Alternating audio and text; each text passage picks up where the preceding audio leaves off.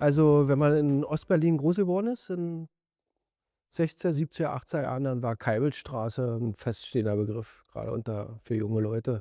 Kalbelstraße hieß, ist 'n Ort, an den will man freiwillig eigentlich nicht gehen. Da will man auch nicht hinkommen. Da sitzt die Polizei, da ist Glas, da sind Zellen, da droht irgendwas, weil das gewissermaßen so 'ne Art Schreckensort war. So war es auch in Ostberlin so in den 70er, 80er Jahren. Redewendung: „Ja, pass bloß auf, dass du nicht in die Kalbelstraße kommst.“ Und damit war halt gemeint, dass du nicht auf der Straße irgendwie weggefangen wirst. Bin da selber mal gelandet. Irgendwie so Mitte der 80er Jahre, Anfang, Mitte der 80er Jahre. Damals hat mich das total aufgeregt. Vor allen Dingen war ich damit auch beschäftigt, dass das keiner aus meiner Familie mitbekommt. Ist ja nie lustig. Und eigentlich ist das auch alles nur 'n großes Missverständnis gewesen. Da war aufm Alexenmittel was los, waren so Punks und so und ich beobachtete die Szenerie und war da mit 'n Freund, meinem besten Freund, der hatte 'ne Gitarre dabei. Ja, und so gab's eins zum anderen und die dachten, wir gehören irgendwie dazu. Und so schnell konnten wir ja nicht sehen, wie wir irgendwie auf der Erde lagen, die Hände aufm Rücken und abtransportiert. Und dann kamen wir also auf die andere Seite in die Kalbelstraße. Weil du vielleicht lange Haare hattest oder weil du auf der Straße Musik gemacht hast oder irgendwie anderweitig, als Nonkonformist aufgefallen bist und dann bist du halt oft grade hier im Zentrum Berlins zunächst in die Kalbelstraße abgeführt worden. Das ist auch tatsächlich recht häufig, dass Personen vom Alexanderplatz aus dem Stadtraum heraus, ja, geschnappt wurden und erst einmal zumindest ins Polizeipräsidium kamen. Nicht unbedingt in Untersuchungshaft, aber ins Polizeipräsidium hier. Das ist auch ein Grund, warum die Kalbestraße einfach auch ein Stück weit bekannt war in der Bevölkerung. Ja, weil mehr Leute auch in Kontakt mit der Polizei als unbedingt mit dem Ministerium für Staatssicherheit dann direkt gekommen sind. Und weil es halt sehr zentral war. Gott sei Dank war ich nicht allein, sondern mit meinem Freund Uwe und, 3, 4, 5 anderen. Und, na ja, das war nicht lustig. Die waren auch nicht so nett. Die sind auch nicht so doll nett mit uns umgegangen, obwohl wir wirklich nichts getan haben, weil das war im Prinzip wir sahen halt irgendwie offenbar so aus, dass sie uns zutrauten, dass wir irgendwie irgendwas im Schilde führten und mein Freund Uwe eben auch bisschen Musik gemacht hat. Einige von, unserer Truppe kamen auch in Zellen, ich nicht. Ich saß da einfach irgendwie auf dem so 'm Gang rum und wurde verhört und, irgendwann wieder nach Hause geschickt. Mein Herz pocherte noch 3 Tage später. Und das war dann interessanterweise habe ich das meiste davon auch irgendwie vergessen. Schon damals, ich weiß gar nicht warum. Aber es war, schon 'n gewisser Schreck. Also, ich bin mehrfach aus Gründen, die gar keine Gründe waren, festgenommen worden, in irgendwohin verfrachtet worden, und das gab immer so 'n kleinen Schreck, aber, Kalbelstraße war schon noch 'n besonderer. Und zwar, weil es halt diesen Mythos Kalbelstraße gab. Nun war ich da auf einmal auch und dachte: „Wow, so schnell geht das.“ Aber ich war da ja bloß 'n paar Stunden, 10 Stunden oder irgendwie so und dann, war ich wieder zu Hause. Natürlich war die Kalbelstraße für viele Menschen überhaupt kein spaßiger Ort. War 'ne Untersuchungshaftanstalt des Ministerium des Innern, der Polizei. Es gab, verschiedene Formen von Untersuchungshaftanstalten. Die einen waren dem MDI, der Polizei unterstellt und die anderen der Staatssicherheit. Und, die Kalbelstraße in Berlin Mitte gelegen, ganz, sozusagen paar, Dutzende Meter vom Alexanderplatz entfernt, hatte die Besonderheit, dass dieses Haus, was ja ursprünglich auch für 'ne ganz andere Funktion errichtet wurde in den, späten 20er Jahren als 'n Verwaltungsgebäude für 'n Kaufhaus. Und da ist dann, nach 1945 halt die Polizei, eingezogen, Polizeipräsidium Ostberlins. Und das ist auch heute noch, gut zu erkennen. Heute ist ja da immer noch sind ja da öffentliche Verwaltungen drin und man läuft da so ganz normal die Gänge lang und dann, wenn man Glück hat, macht man mal 'ne Tür auf und wenn die auf ist, steht man auf einmal mitten im Gefängnis und zwar in einem ganz klassischen Gefängnis. Also, wir sind jetzt hier, was man hier drin nicht sieht, unweit vom Alexanderplatz, Von außen ist dieses Gebäude ein ganz normaler ja, Verwaltungstrakt. Eine Besonderheit, die man von außen eben überhaupt nicht erkennen kann. Dieses rechteckige Gebäude hat im Kern, also im Hof, ein Gefängnis. In dem stehen wir jetzt hier auch gerade. Ein Gefängnis mit mehreren Etagen. Man sieht, dass diese Zellen typische Gefängniszellen sind, die nicht besonders groß sind. In einer Untersuchungshaftanstalt ist es üblich, dass die Festgenommenen, die Häftlinge, die in Einzelhaft waren. Und man erkennt hier so die typischen Interieurs einer Gefängniszelle. Die sind heute alle nicht mehr im Originalzustand, weil es die Geschichte dieses Gefängnisses von vielen verschiedenen Einzelgeschichten überlagert worden ist. Aber man sieht anhand dieser Türen eben noch den Originalzustand, diese typischen Riegel, die Schlösser, die Klappe, durch das das Essen gereicht wurde bzw. rausgegeben werden wurde, bis hin zu dem sogenannten Spion mit dem typischen Geräusch.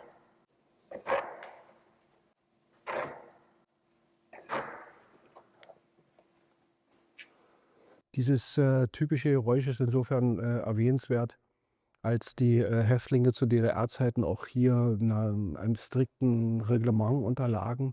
Zwischen 6 und 22 Uhr durfte man auf den Liegen, die hier festgekettet waren, zumindest in den ersten Jahrzehnten an der Wand, tagsüber nicht liegen, sondern man hatte einen Schemel, einen Stuhl, auf dem man sitzen musste. Und nachts musste man auch hier in den Zellen auf dem Rücken liegen, die Hände über der Decke. Und alle 15, 20 Minuten kam ein Wärter und guckte halt durch diesen Spion, ob man noch die richtige Stellung nachts hat. Das ist natürlich eine große Herausforderung für die Strafgefangenen hatte. Und dazu gehörte dann halt dieses Klappgeräusch. Viele Häftlinge haben dann später berichtet, dass sie gewissermaßen schon immer eine Minute vorher darauf warteten, wann es also wieder dieses Geräusch macht. Das ist natürlich auch eine Form von psychischen Druck, der da ausgeübt worden ist. Es gibt ja im Prinzip so mehrere verschiedene Haftorttypen. Bei der Staatssicherheit waren vorwiegend Leute mit politischen Strafrechtsparagraphen untergebracht. Aber auch bei der Polizei, im Bereich des Ministeriums des Innern, waren nicht nur Kriminelle und Verbrecher, sondern eben auch Leute mit politischen Vergehen, insbesondere mit Republikflucht. Also hier waren sozusagen die Gruppen, nach denen hier so Menschen eingesperrt worden sind, ganz unterschiedliche Straftatbestände. Es gab politische, also Menschen, die zum Beispiel beim Fluchtversuch aufgegriffen worden sind, kamen oft hierher, im Fluchtversuch in Berlin. Hier kamen zum Beispiel auch viele derjenigen her, die 1969, als es das Gerücht gab, dass auf dem Springer-Hochhaus in West-Berlin die Rolling Stones spielen würden und es zum Auflauf in der Leipziger Straße kam von jungen Leuten, die aus der gesamten DDR hier angereist waren. Und da sind dann halt auch viele festgenommen worden, zugeführt worden. Und von denen kamen auch ziemlich viele dann zunächst hier in die Keibelstraße. Von den äußeren Bedingungen her unterschieden sich die Untersuchungshaftanstalten alle nicht so großartig voneinander. Pi mal Daumen kann man sagen, die Bedingungen in den 70er und 80er Jahren bei der Staatssicherheit waren in aller Regel besser als bei der Polizei. Und davon kann man nochmal unterscheiden die Bedingungen zum Beispiel im zentralen Untersuchungshaftgefängnis Hohenschönhausen der Staatssicherheit, etwa von Keilstraße im Ostberliner Polizeipräsidium oder anderen Untersuchungsgefängnissen. Da war Hohenschönhausen in den 70er und 80er Jahren gewissermaßen von den Bedingungen für die dort Eingesperrten nochmal am besten. Wir stehen hier vor einem der markantesten Ausstellungsbereiche im DDR-Museum. Und zwar ist das hier eine nachgebaute Zelle einer Untersuchungshaftanstalt des Ministeriums für Staatssicherheit. Die Zelle spiegelt eigentlich soll die originalen Bedingungen in den 80er Jahren widerspiegeln. Es ist aber natürlich klar, dass es sich hier um eine museale Inszenierung handelt. Ja, als Ausstellungsmacherinnen müssen wir uns natürlich auch die Frage stellen zur DDR-Geschichte, wie wir das Thema Haft und Gefängnis darstellen. Und hier wurde sich eben ganz bewusst dafür entschieden, nicht ein normales Gefängnis, eine Untersuchungshaftanstalt der Polizei zu zeigen, sondern eben der Stasi, des Ministeriums für Staatssicherheit. Auch weil das eben im kollektiven Gedächtnis eine ganz wichtige Rolle spielt, sehr präsent ist. Gleichzeitig soll das aber natürlich hier kein Grusel, kein Schockeffekt auslösen, sondern ja, es soll einfach auf einen Teil der DDR-Geschichte hier eben ganz, ganz plastisch vermitteln. Wir merken auch am Interesse unserer Besucherinnen, wie wichtig dieser Ausstellungsbereich ist. Die, wirkliche Besonderheit an der Kalbelstraße, liegt nicht nur darin, dass das Gefängnis inmitten des Polizeipräsidiums ist, inmitten des Zentrums, 3 Meter entfernt vom, Alexanderplatz, sondern das wirklich perfide, ist, der Freigang. Du hast also ja in jedem Knast den Anspruch auf Freigang, also auf 'ne Freistunde, wie man sagt. Und die Besonderheit hier an diesem Gefängnis ist, dass dieser Freiganghof oben auf dem Dach sich befand. Wärter sind also dann so oben um diese Käfige herumgelaufen und die einzelnen Häftlinge waren halt in so offenen Käfigen und konnten da so ihre kleinen Runden drehen. Das heißt, du hast deine Freigangsstunde, die aber keine Stunde dauerte, sondern in aller Regel bloß 30 Minuten, aufm Dach gemacht. Bei der Untersuchungshaft ist das ganz üblich, ganz allein, also nicht mit anderen zusammen in aller Regel. Und dann bist du da halt langgelaufen und wusstest natürlich in der Regel, wo du bist und guckst also sozusagen in den Himmel, hörst, wenn es irgendwie gut läuft, auch noch die Straßengeräusche, Geräusche des freien Lebens um dich herum, kickst in den Himmel und stehst auf dem Dach. Und, in den DDR-Gefängnissen war das meistens, so teilweise wie bei den Nazis oder im Kaiserreich, bist in irgend so 'ner engen Buchte, so im Kreis vor dich hingelatscht, gelaufen. Oben, auf der Mauer, die dich umgeben hat, patrouillierten bewaffnete Soldaten. Oft hast du noch irgendwie so Stacheldraht über deinem Kopf gehabt, also so 'n bisschen mit Abstand. Das war aber natürlich von Gefängnis zu Gefängnis anders.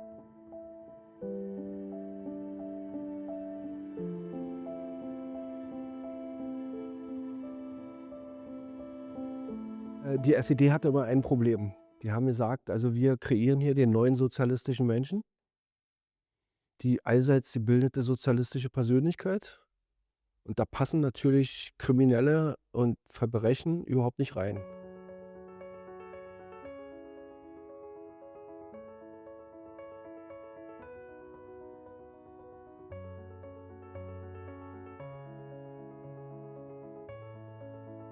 Ja, das Besondere an diesem Ort ist auch einfach, dass es sich ja um ein reguläres Gefängnis, um eine reguläre Untersuchungshaftanstalt innerhalb einer Diktatur gehandelt hat. Das heißt, hier waren natürlich politische Inhaftierte, politische Häftlinge, die aufgrund von staatsfeindlicher Hetze oder Republikflucht inhaftiert waren. Dann auch solche, wie es dann immer heißt, die aufgrund von Gummiparagraphen verhaftet waren, sowas wie Rauditum, aber halt auch eben genau die gewöhnlichen Kriminellen sozusagen. Gleichwohl gab es das und wusste auch jeder.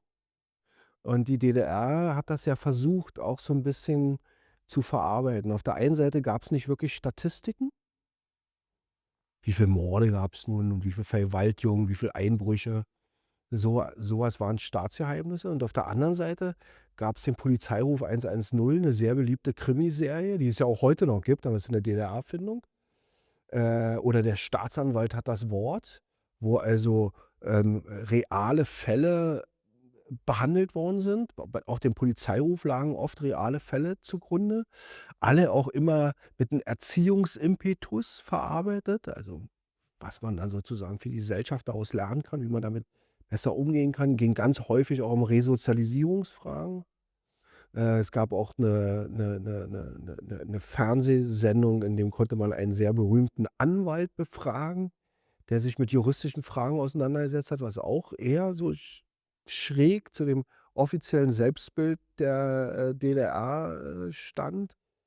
Es gab in der Wochenpost, wie der Name das schon sagt, die ist wöchentlich erschienen, eine Seite, und das war wohl die meistgelesene Seite der Wochenpost über Jahre und Jahrzehnte hinweg, nämlich die letzte.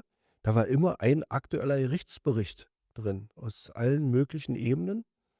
Also, die, SED konnte und wollte das nicht verhindern, dass es natürlich auch in der sozialistischen Gesellschaft zu Verbrechen, zu Kriminalität, zu allen möglichen Erscheinungen kommt. Gleichzeitig hat sie aber immer so getan, als wenn die DDR viel sicherer, viel, ruhiger, viel weniger kriminell, sei als eben die westliche Gesellschaft. Viele haben das, glaube ich, auch als bare Münze genommen. Und, klar, wenn man das mit heute vergleicht, dann gab es da schon große Unterschiede, aber das Leben heute in, Mannheim ist auch ein anderes als 1980 oder 1970. Es hat sich, schon verändert. Das ist halt so ein Grundproblem der DDR gewesen, des realen Sozialismus. Der wollte die neue sozialistische Persönlichkeit und hat sie nicht bekommen. Die Menschen machten einfach weiter, egal was die da irgendwie vor sich hin brabbelten auf ihren Tribünen. Und insofern spielten Polizei, Gerichte, Gefängnisse, für gewöhnliche Verbrecher und Kriminelle halt immer noch eine zentrale Rolle. Und das müssen wir auch, wenn wir, heute das Justizwesen, das Haftwesen, die DDR-Gesellschaft betrachten, eben auch berücksichtigen. Ja, dass also in solchen Haftorten, auch Leute saßen, die überall auf der Welt im Knast gelandet wären mit dem, was sie getan haben. Aber das Besondere ist eben, dass auch überall immer Menschen saßen, die nur für ihre politischen Überzeugungen gesessen haben oder dass dort Menschen gesessen haben, das gehört auch zur DDR, Realität, die für bestimmte Vergehen, extrem überzogene Haftstrafen bekommen haben, weil in der DDR, wie in jeder Diktatur, die Strafe, die Gerichtsstrafe, die einen Menschen traf, nicht nur ihn treffen sollte, sondern präventiv auch immer sozusagen möglichst alle anderen einschüchtern sollte.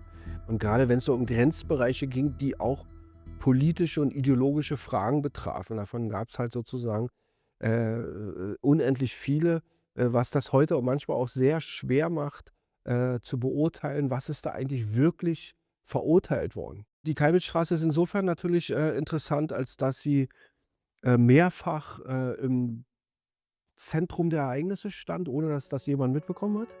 Hier, tagte zum Beispiel auch der Ostberliner Einsatzstab am 17. Juni, der gebildet wurde, um den Volksaufstand niederzuschlagen. Hier war auch zeitweilig untergebracht der zentrale Einsatzstab zum Bau der Mauer. Und, hier kam es auch zu Zuführungen 1989, als hier am, 7. und 8. Oktober politische Demonstrationen gegen die SED-Diktatur stattfanden. Na ja, und die Kalbitstraße hat dann so richtig auch noch mal so eine Art weltpolitische Bedeutung, bekommen 1961, als der, zentrale, Einsatzstab zur Errichtung der Mauer, den, Erich Honecker, auf Geheiß von Walter Ulbricht leitete, eben hier in der Kalbitstraße im Zentrum Ostberlins seinen Sitz hatte und von hier, die Absperrung nach Westberlin koordinierte und den Einsatz der Kampfgruppen, der Polizei, und anderer Kräfte, koordinierte. Na ja, also ich finde ja so 'ne Erinnerungsorte, so 'ne Lernorte, die sind ja erst mal, erfüllen die erst mal 'n Selbstzweck, ne? Man macht sich bekannt mit einer bestimmten historischen Epoche, und, kann das auch haptisch erleben, ne? Man kann das anfassen. Das, was an der Kalbitstraße interessant ist, dass man eben hier verschiedene Schichten hat. Dann, dass dieser Haftort mit der Revolution von 1989 nicht auf einmal verschwunden ist. Dann wurde das ganze Gebäude für den Leerstand vorbereitet. Was allerdings dann passierte, ist, dass eine Etage, und zwar die sechste, genutzt wurde als Polizeigewahrsam und Abschiebegefängnis. Und heute sind da auch noch Spuren vorhanden. Und zwar sind da nämlich Inschriften von Abschiebehäftlingen, Wut und Verzweiflung, die davon zeugen.